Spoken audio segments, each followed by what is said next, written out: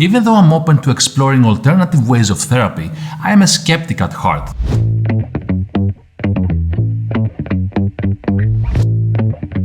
That's because over the last 50 years, traditional Eastern ways of therapy have been extremely commercialized to the West to fit the convoluted needs of Western societies. According to research by the Global Wellness Institute, the wellness industry is valued at $4.5 trillion and it's continuing to grow at a significant rate. And we all know that wherever there's money to be made, especially in trauma, there will be people who will try to take advantage. To allow someone to help us heal, we must be vulnerable. And when we are vulnerable, we are the most at risk. Cult retreats, abusive gurus, tarot card readers, and incense sticks. Okay, don't get me wrong, I light up a stick because it smells good, but I just don't think it has the power to chase away demonic spirits. So when I first heard about sound therapy, I was very skeptical. But I don't need a neuroscientist to tell me that chilled music relaxes me because I can feel the effects of softer sounds in my body. So being the curious spirit I usually am, I thought to give sound therapy a go. In this video we'll dive into what sound therapy is, how it really works and gain some valuable insights from a professional. In the end we'll do a sound therapy session together to see whether this works for you too.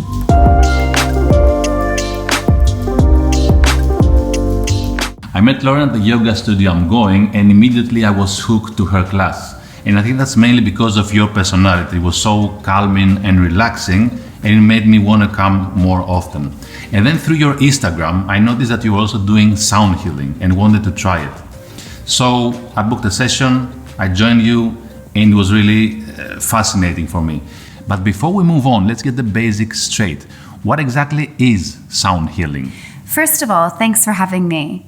Sound healing is a really fantastic way of accessing deep levels of relaxation. It's a form of meditation that I personally find to be a little easier than the traditional way we tend to picture it, as it's more of a guided experience into a passive state. So it's a unique form of therapy that uses the vibrations of the sounds made by Tibetan singing bowls to promote healing of the body and of the mind. Okay, that's great. Even though I'm into the Eastern philosophy from a young age, I always want to pair the ancient practices with science. So how does this really work? Okay, so think of the ear. It passively exists. It just sits there and allows stimuli to simply enter. It doesn't have to do anything. So the ear is like a door. It's the access point to your inner world. And let's just start with a really simple example, music. Think about playing erratic, high-energy music. Generally, this brings you into a state of excitement, like when you go to the gym. But if you play calming sounds or songs, it will undoubtedly promote you to relax, and it can even deepen focus and concentration, maybe like when you're studying, for instance. So in sound healing, we just take it a step further, where the vibrations made with the singing bowls actually penetrate the tissues and cells of the body, directly affecting the nervous system. So maybe you've heard of the fight, flight, or freeze response. This means your body is on alert and stress hormones flood the body. Whilst this can be healthy and even life-saving at times, being in this state more often than not actually is considered chronic stress and it leads to illness and disease. So sound healing works to take you out of this state, and it actually activates the opposite response, which is to relax, a state in which the body can perform the jobs that it needs to rest and to digest, for instance. This practice has an abundance of health benefits, whether it's for the body, the mind, or soul, or all of them together. It promotes recovery from physical ailments, from migraines to sciatica, and also can lessen emotional distress related to depression and anxiety. Overall, a sound healing session will leave you feeling not only relaxed, but it also gives you a positive sense of overall well-being. In a group session, the vibrations travel through the air and affect the body, as we've discussed just a moment ago, which is very beneficial.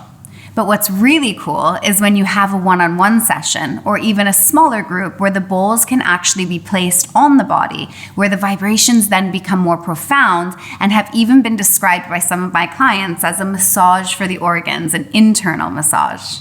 It's so interesting that you say that, because in Greece, where I'm from, there's an area called Meteora. So it's an area full of monasteries. And what you're saying reminds me of one time I visited the place and witnessed the chanting of the monks. And it was clear that they were in some kind of meditative state. Right, absolutely. So sound and the vibrations created by sound can come from chanting, singing, or other vocalizations to create this inner sense of well-being too. Think of the sound Om, for example. If you have had any experience with yoga, whether it be online or your regular practice, chanting Om is very common. The reason for this is that it's said to be the universal sound of peace and creates a calming sensation for the body.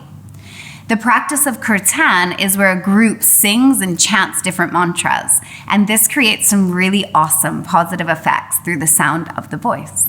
You know, I really enjoy this discussion because you help me connect those dots in my head. It's like you know that it works, you know the philosophy of it, but learning more about the fundamentals of the traditions and at the same time learning more about the science of it, it kind of brings it all together in my head. So I want to go back to the science of it. What is all this based on? Yeah, that's a really great question, and it's actually why I chose to add sound healing to my offering. The fact that it has scientific backing and research to support it today. That's although the practice was actually used even before modern medicine for healing. Today, we would call it the science of vibroacoustic therapy. Yeah, you know, now that we're talking about sounds, right? Even the sound of the word vibroacoustic is enough to make me want to know more. So could you please tell me more about this? Okay, so every musical tone vibrates at a different speed or frequency, and this is measured in a unit called hertz. A high-pitched tone has a higher frequency or vibrational speed, while a lower tone vibrates more slowly and has a lower frequency. Vibroacoustic therapy uses frequencies within the range of human hearing, and low frequency ranges, which are considered to be less than 500 hertz, are the ones that are said to contribute to a greater experience of relaxation and or pain and symptom relief because you can actually feel these sounds. So this really makes sense when it comes to the singing bowls because they have a frequency range of anywhere between 110 hertz to 660 on average. So there's some really interesting research articles out there from really well-established research facilities and universities, ranging from the way that plants grow when they're played jazz versus metal music, to the speed at which wounds actually heal when vibration is used compared to when it's not. I think you may take a guess that plants grow more abundantly and wounds heal more quickly when exposed to frequencies similar to those of the singing bowls. That's pretty cool, right? So a really specific example of a study done at the University of North Texas that I like is where they found frequencies of 60 to 600 hertz actually provided optimal pain relief. There's so much growing research indicating that the positive effects for pain relief using vibration technology are more effective over large areas of the body, and pain relief is more significant when applied in close proximity to where the pain is experienced. So this leads you to deciding whether you would benefit more in a larger or a smaller group based on what we discussed before. So apart from the thousands of years of tradition amongst healers, sound healing is really grounded in today's research. It's not a fad or what some people may describe as quackery. It's a science. And even Einstein quoted quite famously that everything in life is a vibration and put it down not to philosophy, but down to physics. And that's fascinating, right? So like I said before, you know, when I first came to your session, I was a bit skeptical and I didn't know what to expect, but the vibrations and the sounds from those Tibetan bowls really gave me this feeling of peace and this feeling of relaxation. And I don't know if I told you after the session, but during the session, I had my eyes closed. And I don't know if I've told you I'm colorblind, so I could see some colors. And that was really interesting for me. Oh, good. I'm so glad to hear that although you were skeptical, you gave it a try anyway. And now you've got to experience the awesome benefits. It's really not uncommon for people to feel the same way as you did, not only before, but after the session, if they're brave enough to give it a go like you were. So to give you an idea of the reason why you felt this way, it's actually based on your brainwaves.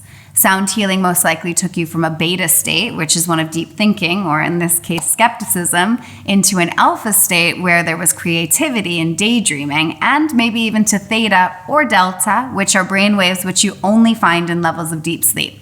So this is why you may have heard or will hear people saying that a sound healing session of maybe half an hour to an hour makes them feel as though they actually had slept for a few hours. Okay, let's make a pause here because I have problems with my sleep, so I'm really interested in what you're saying. So could you please elaborate on this a bit more? Okay, so let's think about it. It means that we go from an awakened state of consciousness to a relaxed or meditative state, or even reach a state of sleep.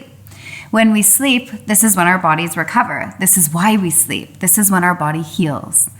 So there are many different types of sound healing techniques out there. Ultimately, the goal of all of these therapies is to get a balance of the body through vibrations and to bring you into a sense of calmness and a state of relaxation where your body can restore itself, bringing about better health. You don't always need a healer to guide you, although of course this would be nice.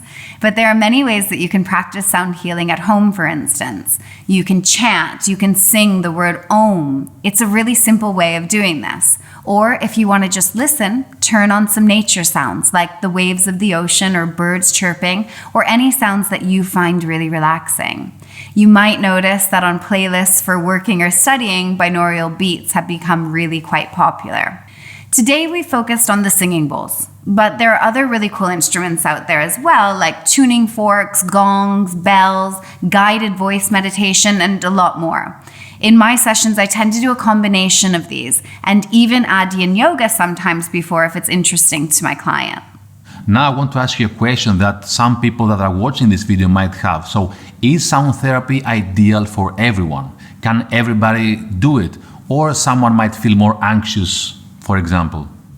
Yeah, look, it is for everyone, but it depends on the space that you're in. You know, I like to think that people choose to do these things at the time that works for them. So they're open to it, they're looking for something. So they're coming in with, you know, this mind, maybe in your case of skepticism, but they're still already there. So they're in that space already. So yes, it is for everyone, but everyone has their own time where these things really draw them in. And once people really start to let go is where the beauty really is. It's where the healing is. It's where they find new, deeper levels of themselves. What I would like to know is how did you decide that you wanted to start doing sound therapy? Yeah, for me, I was looking for something a little bit more calming, a little bit more relaxing. In my teaching of yoga, I tend to do the more yang side of the yin and yang, which is the active. So I was trained in Ashtanga, which is a very yang-y style of yoga. It's lighting the fire of the belly, of the body. It's getting you going. So I was looking for something on the other side, on the yin side, that was, you know, there that my clients could use to get a really well-rounded practice to do the balance of the active and the passive. So sound healing, as we talked about, is the scientific backing, and that's why I was really interested in doing that rather than, you know, other forms of energy healing and these things. Okay, that's great. Thank you for answering all my questions. Thank you for being here with me today. Basically what you did is that you connected all the dots in my mind about what sound healing is, the science behind it, the ancient traditions, and how they all come together. So thank you so much for that.